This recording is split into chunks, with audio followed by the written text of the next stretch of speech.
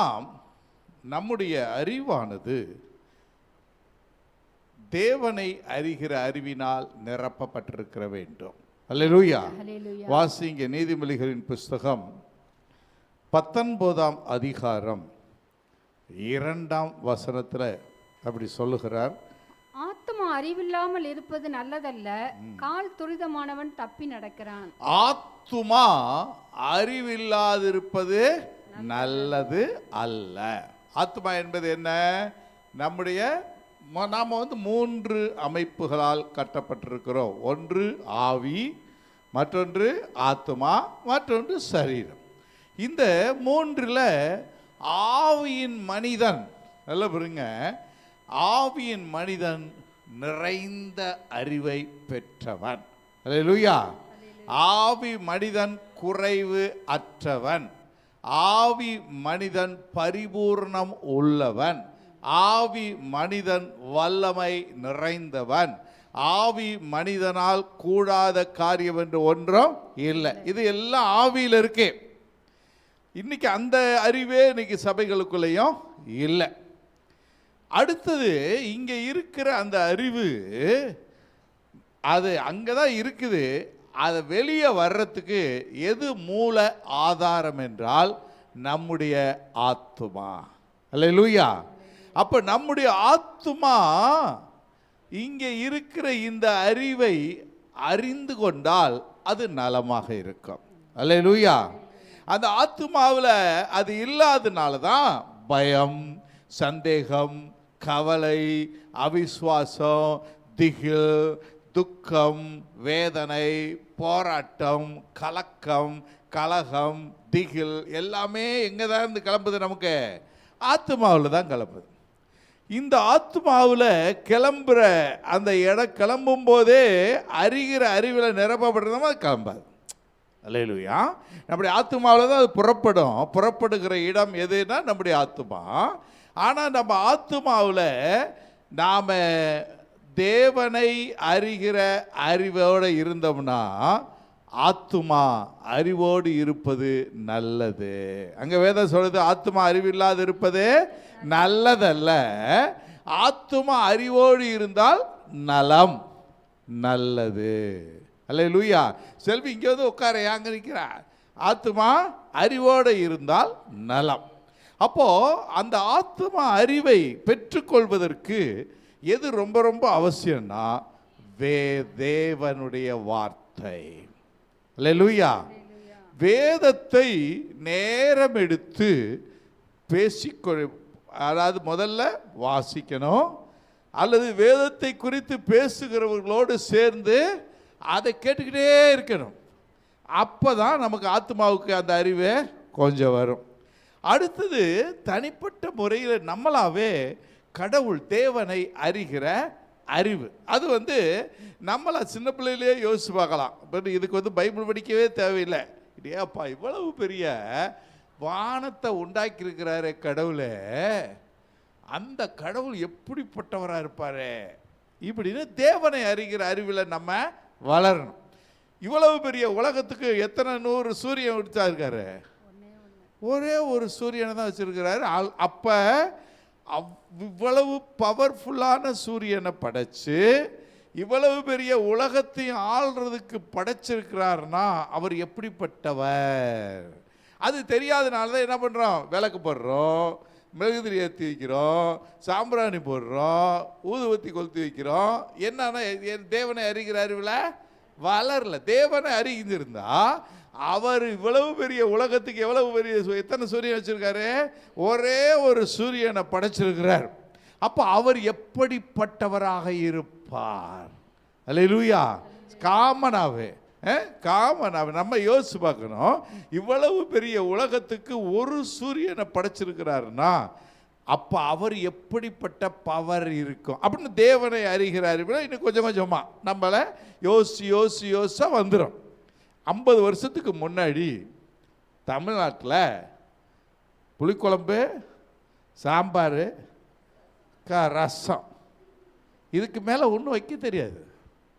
50 வருஷத்துக்கு முன்னாடி. ஆனால் அந்த 50 வருஷத்துக்கு பின்னாடி கொஞ்சம் கொஞ்சமாக படித்தவங்க வந்த ஒரு பாடு யோசிக்கிறாங்க, குழம்ப சாம்பாரை எப்படி வைக்கிறது. இன்னைக்கு வரைக்கும் சாம்பாரை எப்படி வைக்கிறதுன்னு ஆம்பளைங்க தான் நிறைய சொல்லி கொடுத்துக்கிட்டு இருக்கிறான்.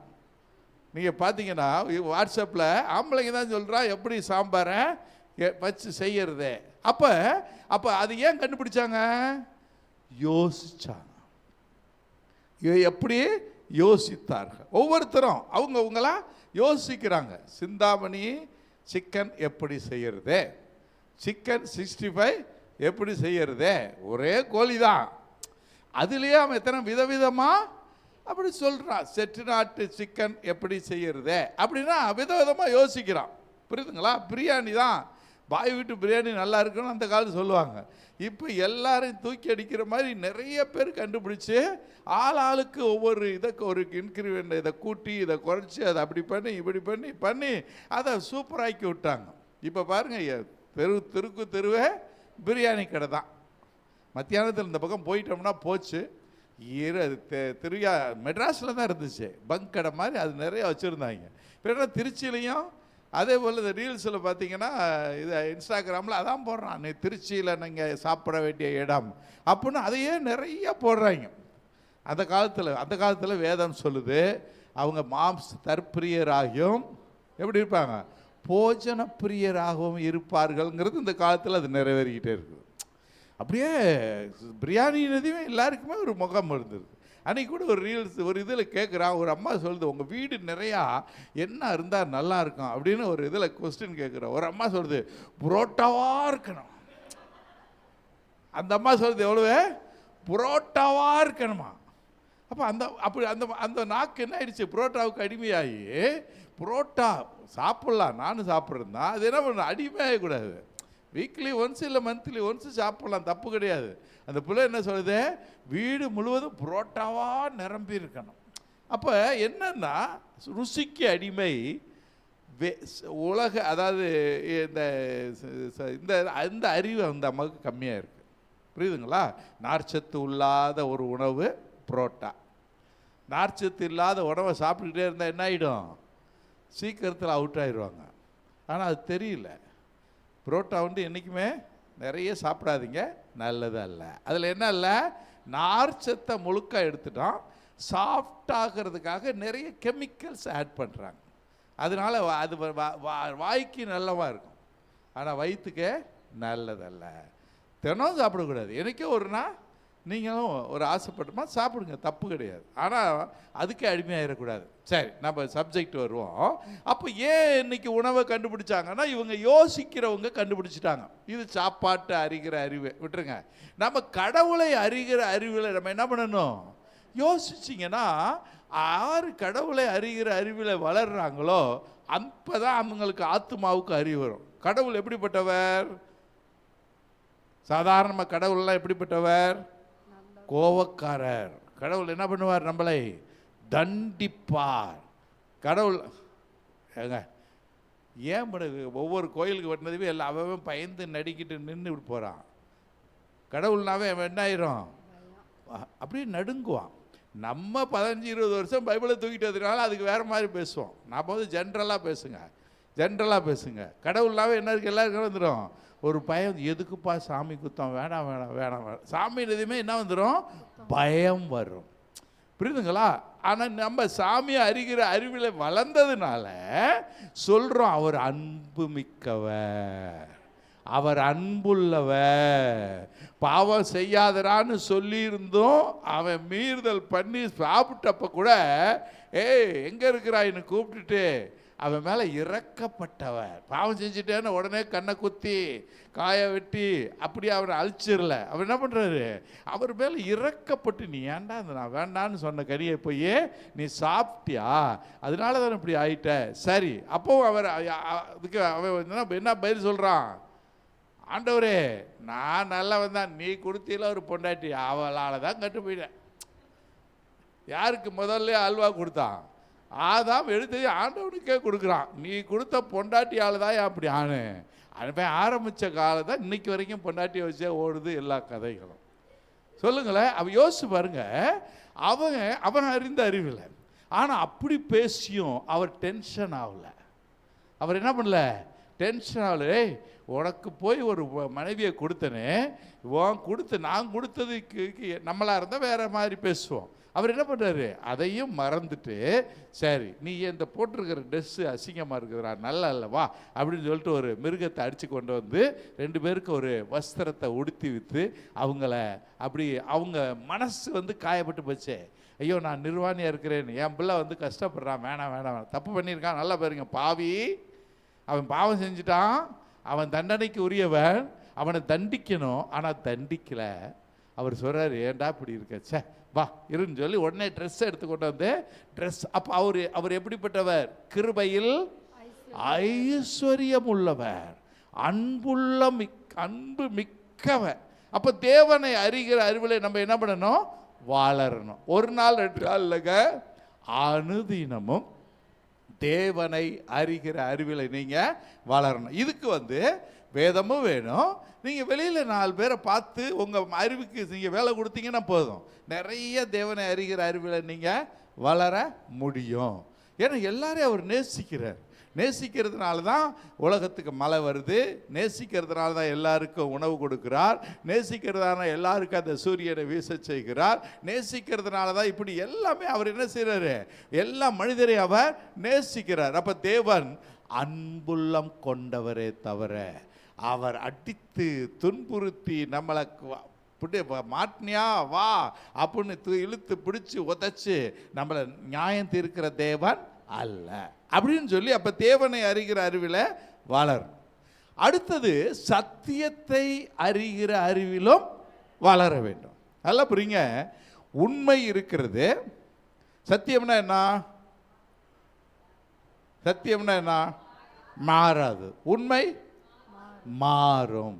ஆனால் வெளியில் போய் கேட்டீங்கன்னா சொல்லுவாங்க, உண்மை தாங்க சத்தியம்பாங்க. இல்லை இல்லை, சத்தியம் மாறாது, உண்மை மாறும். அல்லேலூயா, உண்மை மாறும். நல்லா புரிஞ்சுங்க, பாவம் செய்கிற ஆத்துமாவே சாவும், இது உண்மை. ஆனால் கிறிஸ்துக்குள்ளே வந்துட்டானா அவன் என்ன ஆயிடுவான், சத்தியம் என்ன, அவன் பொழைச்சிக்குவான், அவனுக்கு பாவம் மன்னிக்கப்பட்டுரும். ஆனால் கிறிஸ்துக்குள்ளே இல்லைன்னா அவங்க பாவம் செய்கிற ஆத்மா சாகும், அது உண்மை. ஆனால் சத்தியம் என்ன, என்னிடத்தில் வருகிறவனை நான் புறம்பே தள்ளுவதில்லை. அவன் ஆண்டவரே அறியாமல் செஞ்சிட்டப்பா அப்படின்னு அடுத்த செகண்டே அவனை மன்னிச்சிடுறாரு. அதான் தேவன், அது சத்தியம். ஆனால் உண்மை மாறும், சத்தியம் மாறாது. எக்காலத்திலும் சத்தியத்தை யாராலையும் மாற்றவே முடியாது. அது எழுதியதே. சத்தியம் மாறவே மாறாது. அப்போ நம்ம அறிவு, ஆத்துமா அறிவு இல்லாது இருப்பதே நல்லதல்ல. ஆத்துமாவில் எந்தெந்த அறிவு வேணும், வேதத்தை அறிகிற அறிவு வேண்டும், தேவனை அறிகிற அறிவு வேண்டும், சத்தியத்தை அறிகிற அறிவு வேண்டும். அல்லேலூயா.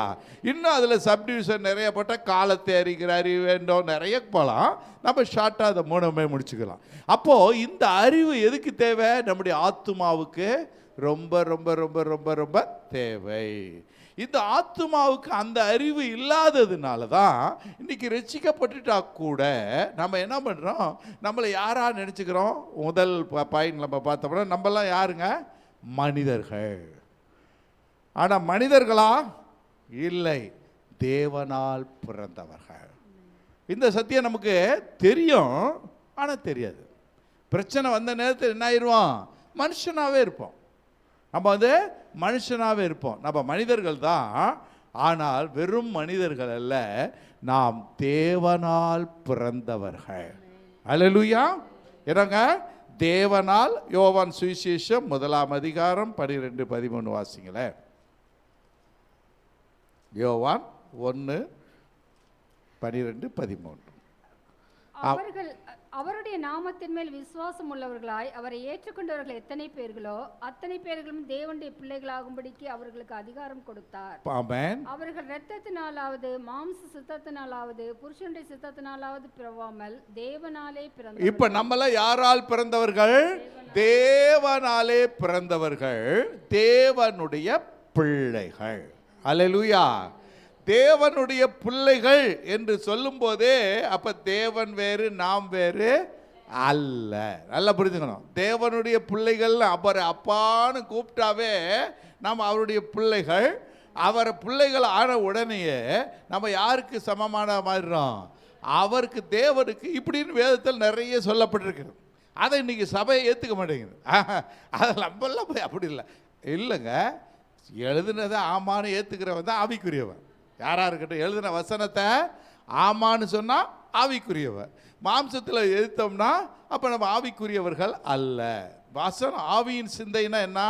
எழுதப்பட்ட வார்த்தையை ஆமேன்னு ஏற்றுக்கிட்ட ஆவியின் சிந்தை. அப்போ இங்கே அவருடைய நாமத்தின் மேல் விசுவாசம் உள்ளவராய் அவரை ஏற்றுக்கொண்டவர்கள் எத்தனை பேர்களோ அத்தனை பேர்களும் தேவனுடைய பிள்ளைகளாகும்படி தேவன் நமக்கு அதிகாரம் கொடுத்தார். அப்போ நம்ம எல்லாம் யாருங்க?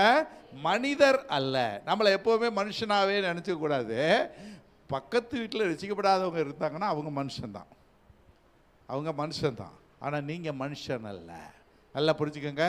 நீங்கள் மனிதர்கள் அல்ல, தேவனால் பிறந்த தேவ மனிதன், தேவ மனுஷி. அல்லேலூயா. இதை நம்ம மனசில் எழுதிக்கணும். நம்மளாம் என்ன பண்ணுறோம்னா, நான் அந்த தெருவில் பிறந்துட்டேன், நான் இந்த தெருவில் பிறந்துட்டேன், அதை மறக்கவே மாட்டேங்கிறோம். அது இல்லை, அது மனுஷனாக போட்ட சத்தியங்க. வேத சத்தியம்தான் மாறாதது. சத்தியம் ஒரு நாள் மாறவே மாற. அந்த சத்தியத்தின்படி நம்ம யாரால் பிறந்துட்டோம்? தேவனால் பிறந்த தேவ மனிதர்கள்.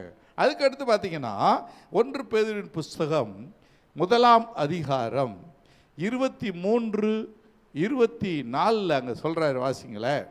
அழிவுள்ள வித்தினாலே அல்ல, என்றென்றைக்கும் நிற்கிறதும் ஜீவனுள்ளதுமான தேவ வசனமாகிய அழிவில்லாத வித்தினாலே மறுபடியும் ஜெனிப்பிக்கப்பட்டிருக்கிறீர்களே. மாம்சம் எல்லாம் புல்லை போலவும் மனுஷருடைய மகிமையெல்லாம் புல்லின் பூவை போலவும் இருக்கிறது. புல் உலர்ந்தது, அதன் பூவும் உதிர்ந்தது. ஆமென். கர்த்தருடைய வசனமோ என்றென்றைக்கும் நிலைத்திருக்கும். சரி, அப்ப நம்ம கர்த்தருடைய வசனம் என்றென்றைக்கும் எப்படி இருக்கும்? நிலைத்திருக்கும். இப்ப நம்ம எதால பிறந்திருக்கிறோம்? இங்க வசனத்தினால சொல்லுங்க. நம்ம என்னால பிறந்திருக்கோம்? அழிவுள்ள வித்தினாலே அல்ல, என்றென்றைக்கும் நிற்கிறதும் ஜீவனுள்ளதுமாகிய தேவ வசனத்தினாலே நாம் மறுபடியும் ஜெனிப்பிக்கப்பட்டு இருக்கிறோம். அப்ப இந்த அறிவு யாருக்கு வரணும்? ஏன் மைண்ட்ல எனக்கு நான் என்ன பண்ணேன்? மனுஷன் அல்ல, நான் தேவ மனிதன், அல்லது ஆண்கள் பெண்கள் தேவ மனுஷி. இப்போ நான் அழிவுக்குரியவள் அல்ல, என்றென்றைக்கும் நிலைத்து நிற்கும் ஜீவ வார்த்தையால் நான் ஜெனிப்பிக்கப்பட்டவள். ஹல்லேலூயா. எனக்கு என்ன இல்லை? புல்லெல்லாம் அழிஞ்சு போயிடும், எல்லா மனுஷ மகிமையும் போயிடும். ஆனால் நான் தேவ வார்த்தையால் பிறந்திருக்கிறபடியால் தேவன் என்னை மகிமைப்படுத்தி இருக்கிறார். ஹல்லேலூயா. இந்த அறிவு யாருக்கு வரணும்? ஏன் அறிவு, ஏன் சிந்தனையில் இருக்கணும். எப்போ இருக்கணும்? எல்லா காலங்களிலும். பகல் காலமோ ராக்காலமோ, போராட்டமான நேரமோ சோதனையான நேரமோ, மகிழ்ச்சியான நேரமோ அல்லது மன துக்கமான மனமடிவான நேரமோ, எந்த நேரத்திலும் நான் யாரால் பிறந்திருக்கிறேன்? தேவனுடைய வார்த்தையினால் நான் ஜெனிப்பிக்கப்பட்டிருக்கிறேன். தேவனுடைய வார்த்தையினால் நான் ஜெனிப்பிக்கப்பட்டிருக்கிறேன். தேவனுடைய வார்த்தையினால் நான் ஜெனிப்பிக்கப்பட்டிருக்கிறேன்னு என் சிந்தனையில், என் அறிவில் அது இருந்துச்சுன்னா, நான் வாரி சுற்றிக்கிட்டு சண்டைக்கு போனாலும் சரி, அவங்கள பார்த்து நீ எல்லாம் வரும் அப்படின்னு சொல்லி மூஞ்சியை தூக்கிட்டு போனாலும் சரி, போகும்போதே மனசு உள்ளே இருக்கிற என்ன சொல்ல, இது உனக்கு நல்லதல்ல, இது உனக்கு நல்லதல்ல. ஏன்னா இங்கே இருந்தால் தான் அவர் பேசுவார். இந்த அறிவை நீங்கள் வச்சுக்கிட்டா தான் பேசுவார். அப்படி சொல்லும் போது நீ அதை நல்லதல்ல. இப்போ நான் தேவனால் பிறந்தவங்கிற உறுதியாக இருந்தால் நான் வசனம் மாறாது. அப்போ நான் என்ன பண்ணக்கூடாது? மாறக்கூடாது. நான் கர்த்தரை போல தான் நான் இருக்கணும்னு நம்ம திரும்பி வந்துடுவோம். இப்போ அந்த சிந்தனை இல்லாதனால அதெல்லாம் மனுஷனாக பிறந்திருக்கிற அப்படி தான் இருக்க முடியும்னு வீம்புக்கு பேசுவோம். அப்போ நமக்குள்ள எந்த இல்லை? தேவனை அறிகிற அறிவும் சத்தியத்தை அறிகிற அறிவும் இல்லை. உங்களுக்கெல்லாம் அறிவே இல்லை அப்படின்னு நம்ம கோவம் வரும். அறிவுனா உலக அறிவு இல்லை, தேவனை அறிகிற அறிவே இல்லை. நல்லா புரிஞ்சுங்க. தேவனை அறிகிற அறிவில் எவ்வளவாய் நீங்கள் பெறுகிறீர்களோ அவ்வளவாய் நீங்கள் சாந்தமும் சமாதானமும் மகிழ்ச்சியும் சந்தோஷமும் நிறைவுள்ள பாத்திரமாய் மாறிவிடுவீர்கள். அல்லேலூயா. நம்ம எப்படி மாறுவோம்? தேவனை அறிகிற அறிவு வளரதான் ஆட்டோமேட்டிக்காக சாந்தம் இருக்கும், பொறுமை இருக்கும், தாழ்ச்சி இருக்கும், யாரையும் பகைக்க மாட்டோம், யாரையும் தூஷிக்க மாட்டோம், யாருக்கு விரோதமாக முறுமுறுத்துக்கிட்டு அலைய மாட்டோம், முன்னாடி விட்டு பின்னாடி ஒன்று பேச மாட்டோம். நான் யாருங்க? தேவனுடைய வார்த்தையால் ஜெனிப்பிக்கப்பட்டவள். நான் தேவனுடைய வார்த்தையால் ஜெனிப்பிக்கப்பட்டவன். வசனம் மாறாது, நானும் மாற மாட்டேன். அல்லேலூயா. வசனம் மாறாது, நானும் மாற மாட்டேன். நம்ம அந்த சிந்தனை யாருக்குள்ள இருக்கணும்? எனக்குள்ள. இது வேற யாருக்கு இருந்து எனக்கு பிரயோஜனம் இல்லை. யாருக்கு இருக்கணும்? எனக்கு இருந்தாதான் எனக்கு பிரயோஜனம். நான் எப்படி சொல்வேன்? டென்ஷன் ஆகாதா? வரும். ஆனால் இதே சிந்தை நிறைந்தவர்களாக நாம் மாறிக்கொண்டே இருப்போமே, ஆனால் ஒரு நாள் நாம் மறுரூபம் ஆகிவிடுவோம். அதனால தான் உங்கள் மனம் பதிதாகிறனால நீங்கள் மறுரூபம் ஆகுங்கள். ஒரு கூட்டுப்புழுக்கு முன்னாடி போகும்போது அது புழு தான், அது புழு தான். ஆனால் புழு போய் அந்த கூட்டுக்குள்ளே ஒளிஞ்சுக்கிட்ட பிற்பாடு அதுக்கு ஒரு டைம் வச்சுட்டு 22 நாள் என்னமோ, அந்த 22 நாள் ஆனதையுமே அது என்ன ஆகிடுது? வெளியே வரும்போது சிறகடித்து பறந்து வேறொரு ரூபம் மாறுது. இதுதான் நீங்களும் நானும் மாற வேண்டிய ரூபங்கள். எப்படி ஒரு பட்டர்ஃப்ளை ஒரு புழுவாக இருந்த பட்டர்ஃப்ளை ஒரு கூட்டுப்புழுக்குள்ளே போய் மாறி அந்த கூட்டுப்புழுக்குள்ளேயே அதுக்குள்ளே என்ன நடக்குது? ஒரு மிகப்பெரிய ட்ரெமெண்டஸ் சேஞ்ச் அது நடக்குது. அதுக்கு புதுசாக அதுக்கு ரெக்கை வருது, அதுக்கு புதுசாக கால் வருது, அதுக்கு புதுசாக அது சாப்பிட்றதுக்கு வேண்டிய ஒரு நீடில் ஒன்று ரிங்காக ஒரு நீடில் வருது. அதுவும் அந்த ஃப்ளப் பார்த்திங்கன்னா கலர்ஃபுல்லாக இருக்குது. அது எப்படி ஆச்சரியமாக இருக்குது. நீங்கள் பட்டர்ஃப்ளை பார்க்குக்கு போய் பாருங்கள். ஒவ்வொரு மரத்துக்கும் ஒரு பட்டர்ஃப்ளை இருக்கும். இந்த மரத்தில் இருக்கிற பட்டர்ஃப்ளை இதை விட்டு அந்த மரத்துக்கு போகாது. தேவன் படைச்சிருக்க படைப்பாருங்க. அந்த பட்டர்ஃப்ளை என்ன பண்ணும்? எங்கன சுற்றினாலும் எதை தான் சுத்தம்? அந்த ஒரு குறிப்பிட்ட மரத்திலேயே ஒரு டைப் ஆஃப் பட்டர்ஃப்ளை சுற்றும். அதுக்கு அந்த தேன் தான் பிடிக்கும். விஷயம் என்னன்னா, அதுக்கு என்ன பிடிக்கும்? அதில் இருக்கிற தேன் தான் பிடிக்கும். அதை விட்டு வேறு தேன் அதுக்கு அப்படி அவ்வளவு அறிவுள்ளதான் அதை படிச்சிருக்காரு. அப்போ பாருங்க, ஒரு சின்ன புழு அது ஒரு பட்டர்ஃப்ளையாக உருமாற்றம் அடைவது போல நீங்களும் நானும் வார்த்தையினால் ஜெனிப்பிக்கப்பட்டவர்கள். நீங்கள் நாளாக நாளாக நாளாக நீங்கள் ஒரு பட்டர்ஃப்ளை எப்படி கலர்ஃபுல்லாக அது டிசைன் பண்ணி எதை பேசணுமோ, எதை குடிக்கணுமோ, எதை செய்யணுமோன்னு அது எப்படி உருமாற்றம் அடைகிறதோ அப்படி மாறுகிறவன் வேத அறிவை. ஆத்துமாவில் என்ன இருக்குது? அறிவு வருகிறது. அது இல்லைன்னா கோயிலுக்கு வருவோம், போவோம், கணிக்கப்படுவோம், அதெல்லாம் வேற. ஆனால் திரும்ப வாழ்க்கை என்பது அப்படியே ஓடிக்கிட்டு இருக்கோம். எப்போ பண்ணுற கோவம், பண்ணுற சண்டை, போட்ட வம்பு, தூசிக்கிற தூஷணம், அவமானப்படுத்துறது, நிந்திக்கிறது, அதை அப்படியே என்ன பண்ணுவோம்? சாகிற வரைக்கும் நம்ம விடாமல் இருந்தோம்னா நம்ம புழுவாகவே மாறல, வெறும் புழுவாக தான் இருக்கிறோம். நம்மளா சொல்லிக்கிறோம், நான் அப்படி, நான் இப்படி, நான் அப்படின்னு. நம்ம புழுவாக தான் இருக்கிறோம். நம்ம கூட்டுக்குள்ளே போகணும் அப்படின்னா ஒரு சட்ட திட்டங்கள், கர்த்தருடைய வசனத்தின்படி வாழ்வதற்கு என்னை அர்ப்பணித்து என் அறிவு முழுவதும் என்ன இருக்கணும்? தேவனை அறிகிற அறிவிலும், சத்தியத்தை அறிகிற அறிவிலும், வேதத்தை அறிகிற அறிவுக்கு நான் நேரம் செலவு செய்து நான் எதுவால் பிறந்தவன்? தேவனுடைய வசனத்தினால், அழியாத வித்தினால் நான் பிறந்திருக்கிறேன். அழிவற்ற வித்து எனக்குள் இருக்கிறது. ஹல்லேலூயா. அதுக்கடுத்து யோவான் சுவிசேஷம் 3ஆம் அதிகாரம் 6ஆம் வசனத்தில் நம்மளை கொடுத்து நம்ம ரட்சிக்கப்படுறதுக்கு இயேசு சொன்ன அந்த வார்த்தையை வாசிங்களேன். மாம்சத்தினால் பிறப்பது மாம்சமாயிருக்கும், ஆவியினால் பிறப்பது. இப்ப நம்ம எதால பிறந்திருக்கிறோம்?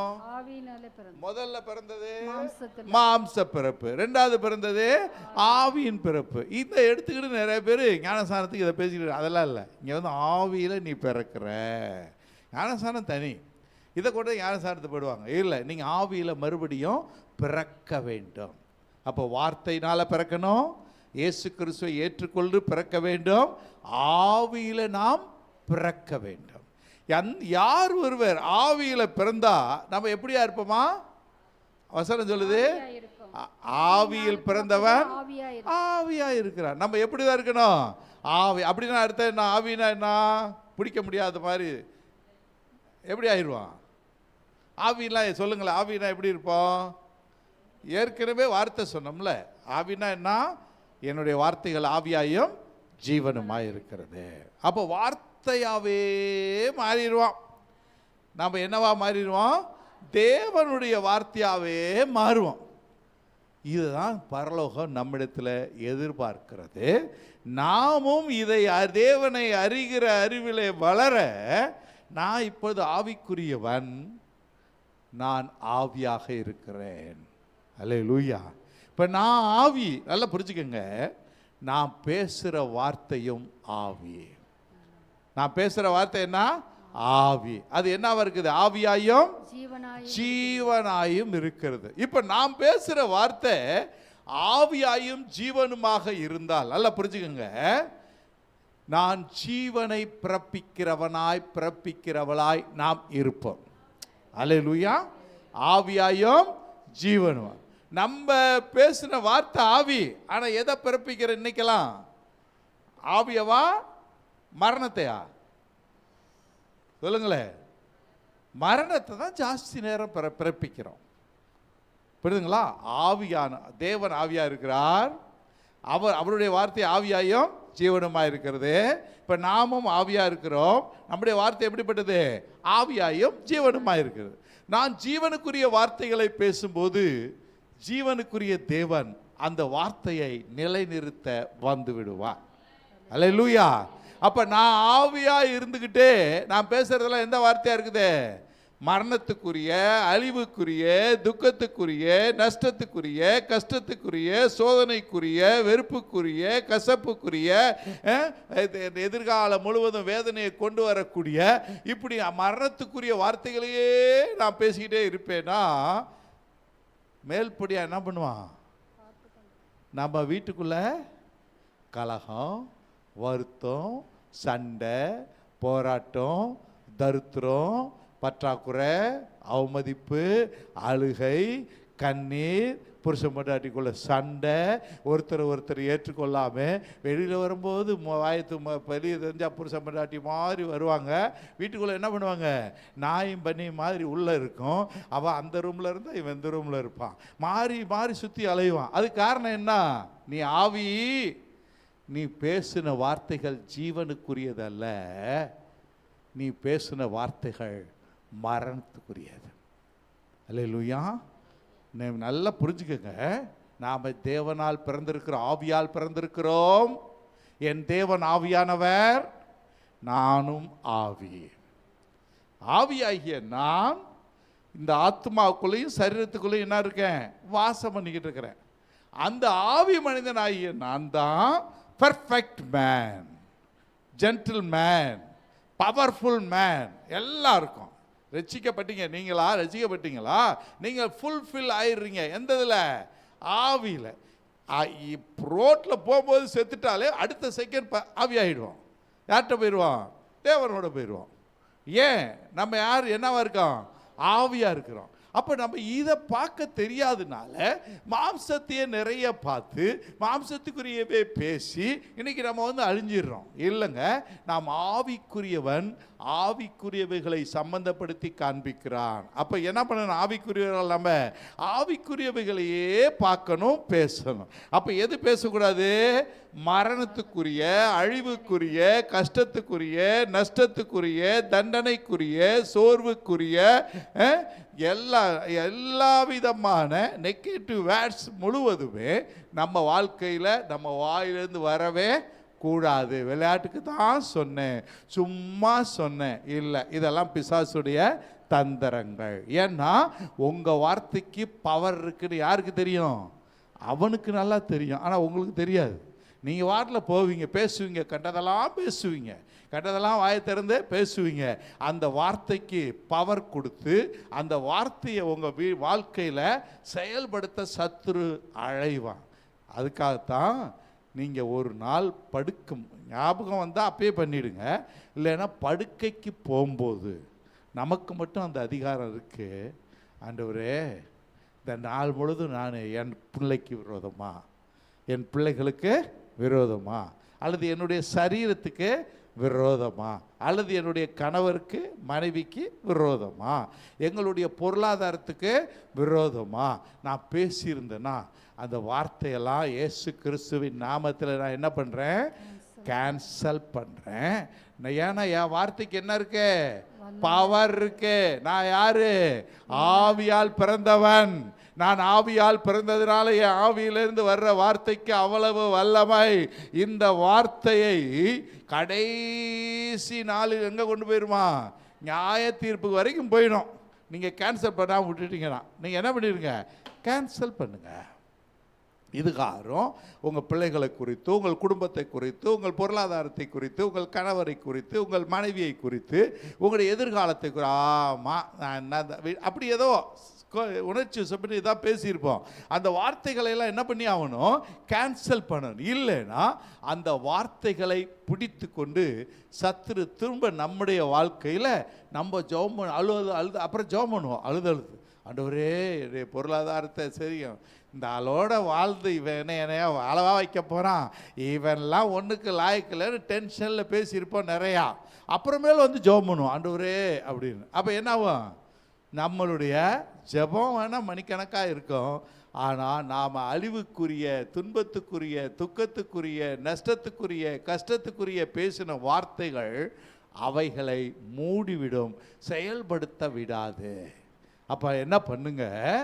அனுதினமும் என் வாழ்க்கைக்கு விரோதமாய், என் குடும்பத்துக்கு விரோதமாய், என் கணவருக்கு, என் மனைவிக்கு, என் பிள்ளைகளுக்கு, என் பெற்றோருக்கு, என் எதிர்காலத்துக்கு, என்னுடைய எல்லா காலத்துக்கு விரோதமாய் நான் பேசின முதலாவது என்ன பண்ணுங்க? என்னைய தயவா மன்னிங்க ஆண்டவரே, உணர்ச்சி வசப்பட்டு எதையோ கொட்டி தொலைஞ்சிட்டேன், மன்னிங்க. என் வாழ்க்கையில் என்ன இருக்கக்கூடாது? இந்த சாப வார்த்தைகள் செயல்படக்கூடாது என்று இயேசு கிறிஸ்துவின் நாமத்தினாலே என் வார்த்தைகளை எல்லாம் என்ன பண்ணுறேன்? கேன்சல் பண்ணுறேன். இயேசு ரத்தத்தால் கேன்சல் பண்ணுறேன். இயேசு ரத்தத்தை என் கணவருக்கு விரோதமாக ஒவ்வொருத்தருக்கும் அவங்கவுங்களுக்கு தெரியும். இங்கே நீங்களா உங்கள் மனசுக்குள்ள என் கணவருக்கு விரோதமாக பேசிட்டேன், என் மனைவிக்கு விரோதமாக பேசிட்டேன். யூடியூப்பில் பார்க்குற சகோதர சகோதரிகளே உங்களுக்கும் சொல்கிறேன், உங்கள் வாழ்க்கை பயணத்தில் நீங்கள் உங்கள் லைஃபுக்கு விரோதமாக பேசிக்கொண்டு இருப்பீர்களே ஆனால் முதலாவது ஃபஸ்ட் அதை ஸ்டாப் பண்ண கற்றுக்கங்க. ஏன்னா நீங்கள் யாரு? ஆவி. நீங்கள் ஆவியால் பிறந்திருக்கிறீர்கள். ஆவிக்குரிய வார்த்தைக்கு வல்லமை உண்டு. அந்த வார்த்தை ஒரு நாளும் அழியாது. நீங்களும் அழிய மாட்டீர்கள், நீங்கள் பேசின வார்த்தைகளும் அழியாது. ஆனால் கிறிஸ்துவின் நாமத்தில் அதை அழிச்சிடலாம். அதுக்கு வல்லமை உண்டு. அதுக்கு யாருக்கு அதிகாரம் கொடுத்துருக்கா? நமக்கு உண்டு. விடுதுங்களா? அழிச்சிடலாம். யூடியூப்பில் தான் நீங்கள் எதையாவது பார்த்துட்டு இதை எதாவது பார்த்து டெலீட் பண்ணாலும் டெலீட் ஆகாது. எல்லாத்தையுமே என்ன பண்ணிடுவான்? ஒரு நாள் ஜீரோ கிரைம், என்னது சைபர் கிரைம் எல்லாத்தையும் கையில் எடுத்து கொடுத்துருவான். ஆனால் இங்கே இயேசு எதையுமே பண்ண விட மாட்டார், எல்லாத்தையும் அழிச்சிருவார். ஆனால் நீங்கள் மனசார சொல்லணும், என் வாயின் வார்த்தைகளால் என் குடும்பத்திற்கு, என் பிள்ளைகளுக்கு விரோதமாய் நான் பேசின வார்த்தைகள்லாம் கேன்சல் பண்ணுறேன்னு சொல்லிட்டு மறுபடியும் ஆசீர்வாதத்தை கூறுங்கள். மனைவி மீது, பிள்ளைகள் மீது, பெற்றோர் மீது, பொருளாதாரத்தின் மீது, சந்தோஷத்தின் மீது, சகோதர அதாவது தெய்வீக சுகத்தின் மீது, ஆரோக்கியத்தின் மீது நீங்கள் மறுபடியும் மறுபடியும் மறுபடியும் ஆவிக்குரிய வார்த்தைகளை பேசுவீர்களே ஆனால் நீங்கள் பேசின வார்த்தை உங்களை நிரம்பி வழியச் செய்யும். அல்லேலூயா. அப்ப நாம எதால பிறந்திருக்கிறோம்? ஆவியினால் பிறந்திருக்கிறோம். இந்த அறிவு யாருக்கு வேணும்? எனக்கு வேணும். நான் ஆவியால் பிறந்திருக்கிறேன், வார்த்தையால் பிறந்திருக்கிறேன், தேவ வசனத்தை ஏற்றுக்கொண்டபடியால் தேவனாலும் பிறந்திருக்கிறேன். அப்போ தேவனால் பிறந்திருந்தா எனக்கு என்ன பவர் உண்டு? தேவனுக்கு என்னென்ன பவர் இருக்கு? அதிகாரம் உண்டு, ஆளுகை உண்டு, வல்லமை உண்டு, எல்லாமே அவருக்கு உண்டு. நீங்களும் தேவனால் பிறந்திருக்கிறீங்க. அதை அறிக்கை செய்தீங்கன்னா நீங்கள் கேன்சல் பண்ணலாம், நீங்கள் கட்டி எழுப்பலாம், ஒன்றும் இல்லாமல் பண்ணிடலாம். எல்லாமே யாருக்கிட்ட இருக்குது? நம்மக்கிட்ட இருக்குது. ஆனால் நம்மளுடைய அறியாமை என்னன்னா, நான் பாவம் பண்ணிட்டேன்னு பிசாசு அதை சொல்லுவான். நீங்கள் பாவம் பண்ணியிருக்கலாம், ஆனால் அவர்கிட்ட வந்த அடுத்த வினாடியிலேயே அவர் நம்ம என்ன பண்ணிடுறாரு? அவர் கிருபாதார பலியானவர். 1 யோவான் 2 அதிகாரம் 1-2 வசனத்தை வாசிங்களே. 1 யோவான் 2:1-2. என் பிள்ளைகளே, நீங்கள் பாவம் செய்யாதபடிக்கு இவைகளை உங்களுக்கு என் பிள்ளைகளே, பாவம் செய்யாதபடிக்கு இவைகளை உங்களுக்கு எழுதுகிறேன். ஒருவன் பாவம் செய்வானானால் நீதிபரராயிருக்கிற இயேசு கிறிஸ்து நமக்காக பிதாவினிடத்தில் பரிந்து பேசுகிறவராய் இருக்கிறார். கேட்டாவா கேட்கலையா? அது வசனத்தை பாருங்களேன், நல்லா படிங்க. நம்மளா கூட்டி சொல்லக்கூட குறைஞ்சு சொல்ல. என்ன சொல்றாரு? ஒருவன் பாவம், எல்லாம் சேர்ந்து வாசிக்கலாமே. ஒருவன் பாவம் செய்வானானால் நீதிபரராயிருக்கிற இயேசு கிறிஸ்து அவனுக்காக பரிந்து பாவ மன்னிப்பு கேட்கும் போது தானே? இல்ல, கேட்கும் போதா கேட்கலையா? கேட்காத போதே பேசிடுவார். நல்லா பாருங்க, கேட்காத போதே பேசிடுவார். ஆனா நம்முடைய மனசு, ஆத்மா என்ன செய்யும்? நம்மளை போட்டு அளக்களிக்கும். நம்ம ஆத்மா என்ன செய்யும்? சேச்சே, நான் நல்லவில்லை, நான் அப்படி இல்லை, நான் இப்படி இல்லை. நம்ம கேட்காத கேட்டு தான் பாவம் மன்னிச்சிருப்பாருன்னு சொன்னீங்கன்னா, இங்கே ஒரு ஆள் கூட உயிரோடு இருக்க மாட்டோம். இங்கே யாரும் வெறும் தொடச்சி விட்ட நிழலாத்த வெறும் லைட் எரியும், மைக் இருக்கும், ஆனால் யாரும் இருக்க மாட்டா? ஒரு மனுஷன் இருக்க மாட்டான். நீங்கள் கேட்டதை மட்டும் மன்னிச்சிருந்தாருன்னா நம்ம உருப்படியோ நம்மெல்லாம் ஒருத்தர் இங்கே இருக்க மாட்டோம். கேட்டதையும் கேட்காதையும் அவர் மன்னிச்சு, அதனால தான் அவர் கிருபையில் ஐஸ்வர்யம் அல்லவன். ஆதாம் பாவம் மன்னிப்பு கேட்டு தான் மன்னிச்சாரா இல்லை என்ன பண்ணாரு? அவன் தான் அவரையே குற்றப்படுத்திட்டு இருக்கிறானே. அவரையே அப்பவும் அவர் மன்னிச்சுட்டு, சே போட தர ட்ரெஸ்ஸாக வச்சுக்க. அன்னைக்கு ஆரம்பித்த கிருபையின் ஐஸ்வர்யம், அதை தேவ அன்பு இன்னைக்கும் அது தொடர்ந்து தான் சரி. ஏன்னா நம்ம எல்லா நேரமும் அப்படியே பெர்ஃபெக்டாக ஒவ்வொன்றையும் கணக்கு வைக்கிறதே, கணக்கு வச்சு மன்னிப்பெல்லாம் கேட்டது இல்லை. பேசும்போது ஏபிசிடி வரிசையாக பேசிடுவோம், எல்லா வார்த்தையும் பேசி கொட்டி முடிச்சிருவோம். எல்லாம் பேசி முடிச்சுட்டு அப்படி நான் ஒன்றும் பேசலை அப்படின்னு வேற பேச சொல்லுவோம். அப்போ தேவன் என்ன சொல்ல, சரி விடு, ஆமாம் பிள்ளை தானே, என்ன விட்டுறாரு. புரியுதுங்களா? ஆகவே நம்முடைய எல்லா அக்கிரமங்களை நீக்கி நம்மை சுத்திகரிப்பதற்கு அவர் உண்மையும் நீதியும் உள்ளவராய் இருக்கிறாரே.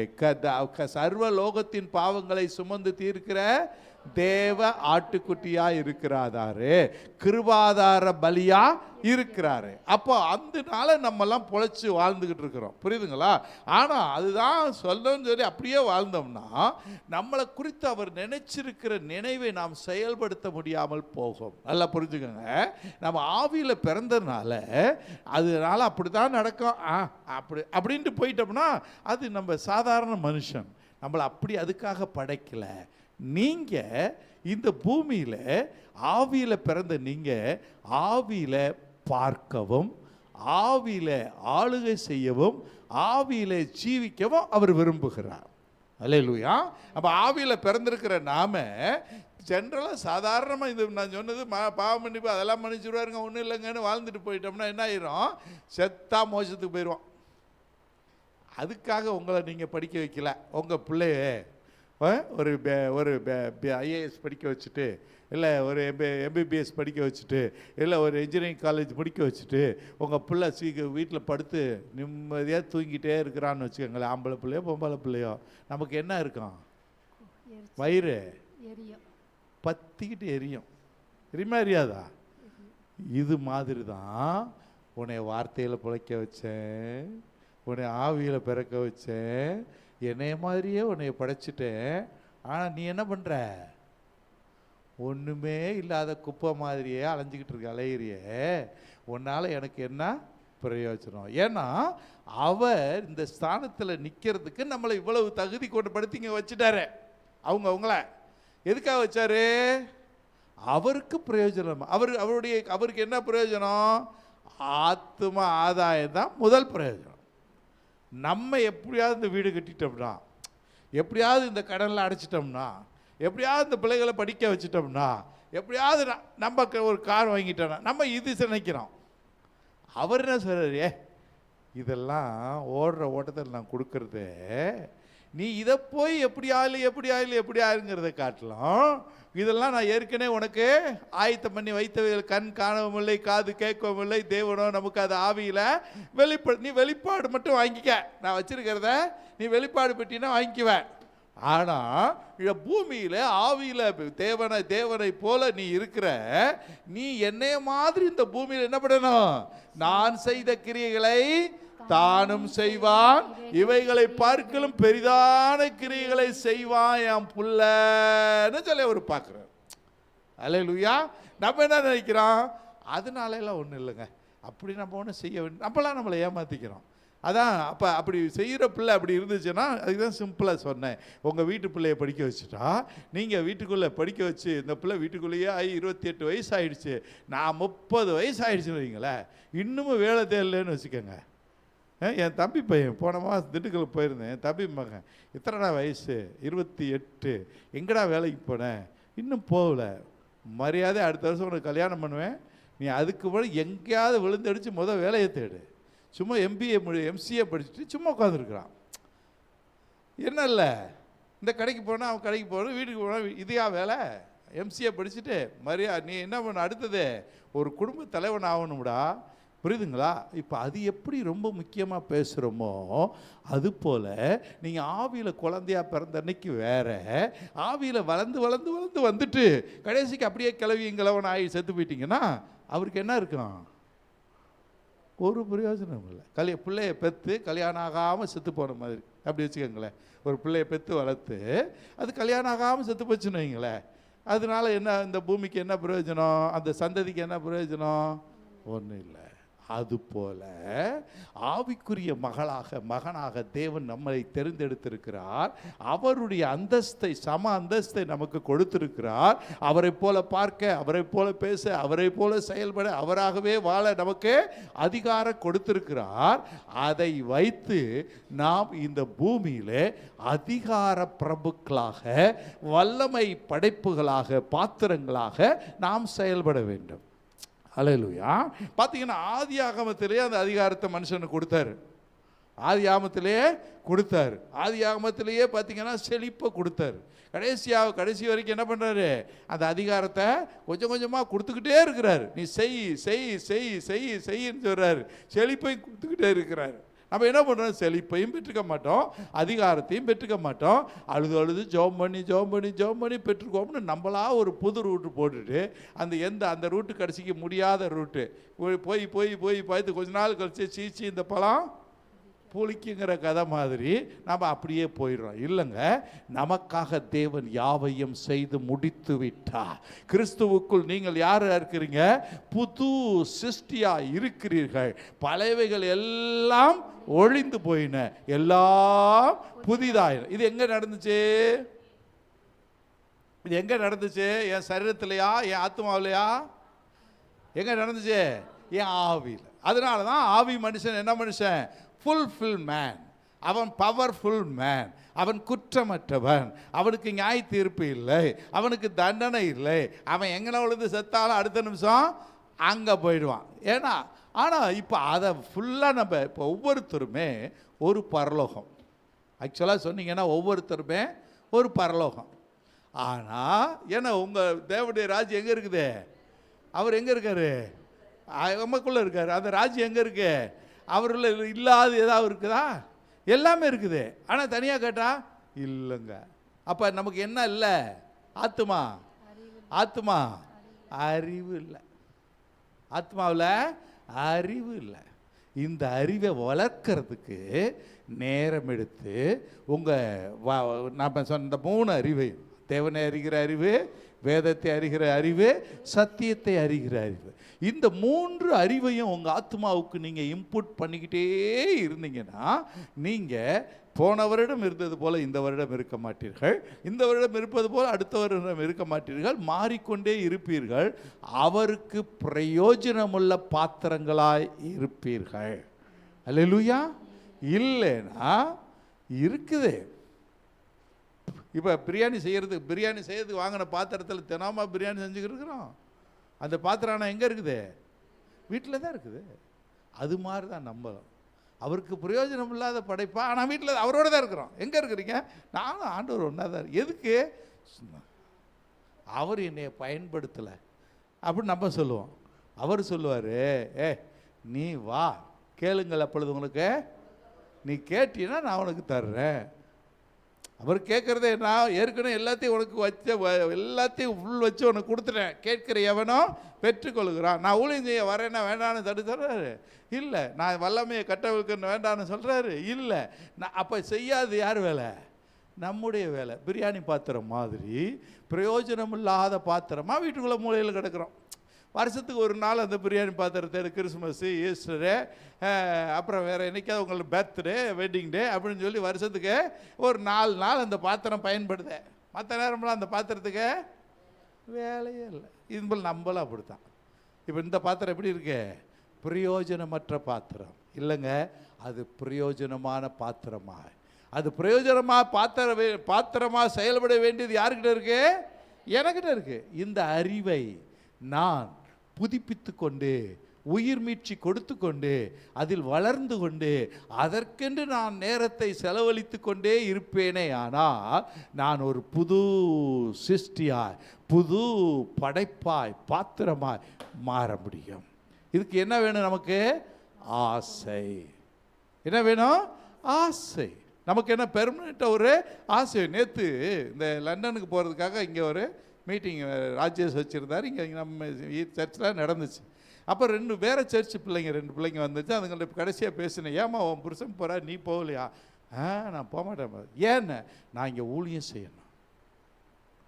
அது சொல்லும்போது எனக்கு அவ்வளவு வேதனையாக இருந்துச்சு. அந்த சொல்கிற வார்த்தை என்ன சொல்லுது அந்த பொண்ணு? நான் என்ன செய்யணும்? ஊழியம் செய்யணும். அந்த பிள்ளைக்குள்ளே இருக்கிற ஆண்டவருக்காக பயன்பண்ணுங்கிற அந்த வைராக்கியம் போகலையாம்மா. அதுவும் என்ன இங்கிலீஷ் லிட்ரேச்சர் தான் படிச்சிருக்கு அந்த பொண்ணு. கேட்டேன் ஒரு பிள்ளை, அந்த இடத்துல நின்றுச்சு, ஜாப் பண்ணி விட்டேன். குமரேஸ்வரம் சர்ச்சு, பிஹெச்எல் கேம்பஸ்குள்ளே இருக்க ஒரு சர்ச்சு. அந்த சர்ச் பொண்ணு, அந்த பிள்ளைகிட்ட சொல்கிறேன், அவங்க வீட்டுக்காரர் தான் செஃப்பாக போகிறார், அதனால் நீ இது படிச்சிருக்கே போயிடு. ஏன்? நாம் ஆண்டவருக்கு ஊழியம் செய்யணும். நாம் போய் லண்டனில் செய்ய முடியாது. எங்கே செய்யணும்? இந்தியாவில் செய்யணும். அந்த வாஞ்சை, அந்த ஆசை நமக்கு வேண்டும். இப்போ நமக்கெல்லாம் அதெல்லாம் எதையுமே இல்லாமல் என்ன பண்ணுறோம்? சோறாக்குறேன், குழம்பு வைக்கிறேன், அப்படியே வீட்டை கூட்டுறேன், பிள்ளைங்களை கடிக்க வரேன், ஸ்கூலுக்கு அனுப்பினேன், துடைச்சி முடித்தேன், குளித்தேன், துவைச்சேன். இதெல்லாம் ஒரு வாழ்க்கையா? சி, வெக்கம். இந்த வாழ்க்கை வாழ்கிறதுங்கிறதே வெளியே சொல்கிறதுக்கு ஒன்றும் இல்லாத வாழ்க்கை. உங்களை யாரால் படைச்சிருக்கிறார்? தேவனால், தேவனுடைய ஆவியினால், தேவனுடைய வார்த்தையினால். இவ்வளவையும் கொடுத்தது எதுக்குன்னா, பிரயோஜனமுள்ள படைப்பாய், பாத்திரங்களாய் நாம் இருக்க வேண்டும். அல்லேலூயா. இப்போ இவ்வளவு நாளாக பிரயோஜனம் இல்லாமல் இருந்தால் ஒன்று, ஆசை இல்லாமல் போனது ஒன்று, இல்லைன்னா நம்மளாவே நம்ம தேவையில்லாமல் வீட்டில் அது இல்லை இது இல்லைன்னு அப்படியே போட்டு யாரை எதையோ ஒன்று பேசி. ஆனால் எல்லாம் இருக்குது. எல்லாம் எங்கே இருக்குது? உனக்குள்ளே தான் இருக்குது. உனக்குள்ளே தான் இருக்குது. இருக்கிறத என்ன பார்க்குறதே இல்லை. அப்போ என்ன இல்லை? இந்த அறிவு, வேத அறிவு இல்லை. ஆத்துமா அறிவில்லாது இருப்பதே நல்லதல்ல. அப்போ நம்முடைய அறிவை நாம் என்ன பண்ணணும்? புதுப்பித்து கொண்டு அவருக்கு பிரயோஜனம் உள்ள பாத்திரங்களாய் வாழ வேண்டும். அல்லேலூயா. எழுந்து நின்று முதலாவது, உங்கள் வாழ்க்கை பயணத்தில் உங்கள் குடும்பத்துக்கு விரோதமாய், உங்கள் வாழ்க்கைக்கு விரோதமாய், உங்கள் கணவன், மனைவி, பிள்ளைகள், பெற்றோர், பாட்டிங்களாக இருந்தீங்கன்னா உங்கள் பேர குழந்தைகள், உங்கள் மருமகள், உங்கள் மருமகன், உங்கள் குடும்பத்துக்கு விரோதமாய் நீங்கள் பேசின வார்த்தைகளை எல்லாம் இயேசு கிறிஸ்துவின் நாமத்தினால தயவாய் மன்னித்து இயேசுவின் நாமத்தில் கேன்சல் பண்ணுறேன் சுவாமி. இயேசுவின் இரத்தத்தால் அதை கேன்சல் பண்ணுறேன். என் மனைவி மேலே சொன்னது, என் கணவர் மேலே சொன்னது, என் பிள்ளைகள் மேலே சொன்னது, என் குடும்பத்தின் மேலே சொன்னது, என் பிள்ளைகள் மேலே சொன்னது, என்னுடைய எதிர்காலத்தை குறித்து சொன்னது, என்னுடைய பொருளாதாரத்தை குறித்து சொன்னது, அப்படியே சொல்லுங்க. நீங்களே சொல்லி கேன்சல் பண்ணுங்க. நான் சும்மா சொல்லிக்கிட்டு இருக்க, கேளுங்க. நீங்கள் சொன்ன அந்த வார்த்தையெல்லாம் கேன்சல் பண்ணுங்க. கேன்சல் பண்ணுங்க இயேசுவின் நாமத்தினால, இயேசுவின் இரத்தத்தால் கேன்சல் பண்ணுறேன், இயேசுவின் நாமத்தினால கேன்சல் பண்ணுறேன். தயவாய் நான் பேசின வார்த்தைகளை கேன்சல் பண்ணுறப்பா. நான் ஆவியின் மனிதன், நான் ஆவியின் மனிதன். நான் பேசுகிற வார்த்தை ஆவியாயும் ஜீவனாயும் இருக்கிறது. என்னுடைய வார்த்தைக்கு அழிவில்லை. அழிவில்லாத அந்த வார்த்தையினால் நான் பேசின, நான் சந்தித்த துன்பம், துக்கம், துயரத்துக்கு விரோதமாக என் சிந்தையில் வருகிற எல்லாவற்றையும் நான் வெறுக்கிறேன். பரிசுத்த ஆவியானவரே, என்னை கழுவுங்க, என்னை சுத்திகரிங்க. என் வாழ்க்கை பயணத்தில் என்னை நெருக்கி நிற்கிற நான் போட்ட வித்தை பிடுங்குறேன். நான் எனக்கு விரோதமாய், என் வாழ்க்கைக்கு விரோதமாய், எதிர்காலத்துக்கு விரோதமாய் நான் பேசின அந்த விதைகளை எல்லாம் நான் பிடுங்கி எறிகிறேன். என் வீட்டுக்குள் நன்மையை விதைக்கிறேன், சந்தோஷத்தை விதைக்கிறேன், மகிழ்ச்சியை விதைக்கிறேன், சமாதானத்தை விதைக்கிறேன், சந்தோஷத்தை விதைக்கிறேன். அறுவடைக்கு என்னை ஆயத்தப்படுத்துகிறேன். கர்த்தாவே, என்னை நீங்க சுத்திகரித்து புரிதப்படுத்தி என் ஆத்துமாவை இந்த அறிவினால் நிரம்பி வழிய செய்ய, எப்பொழுதும் பிரயோஜனமுள்ள பாத்திரமாய் இருக்க சுவாமி எங்களுக்கு உதவி செய்யும்படிக்கு மன்றாடுகிறோம். யூடியூப்ல இருக்க என் அன்பு சகோதர சகோதரிகளே, நீங்களும் அப்படியாய் ஜெபியுங்கள். உங்கள் குடும்பத்திற்காய், உங்கள் எதிர்காலத்திற்காய், உங்கள் பிள்ளைகளுக்காய் ஜெபியுங்கள். கேன்சல் பண்ணுங்க, உங்களை புதிதாக்குங்க. நீங்க ஆவியில பிறந்திருப்பதும், நீங்க வார்த்தையில பிறந்திருப்பதும், தேவனால் பிறந்திருப்பதையும் அறிந்து செயல்படுங்க. கர்த்தருடைய ஆவியானவர் இந்த நாளிலே பிள்ளைகளுக்கு பேசின ஜீவ மன்னாவுக்காக நன்றி. அதை தொடர்ந்து வாழ்க்கை பயணத்தில் வெற்றி வாழ்க்கை வாழ ராஜா நீங்க அனுக்கிரகம் செய்றீங்க. இயேசுவின் நாமத்தில் பிதாவே, ஆமென், ஆமென், ஆமென்.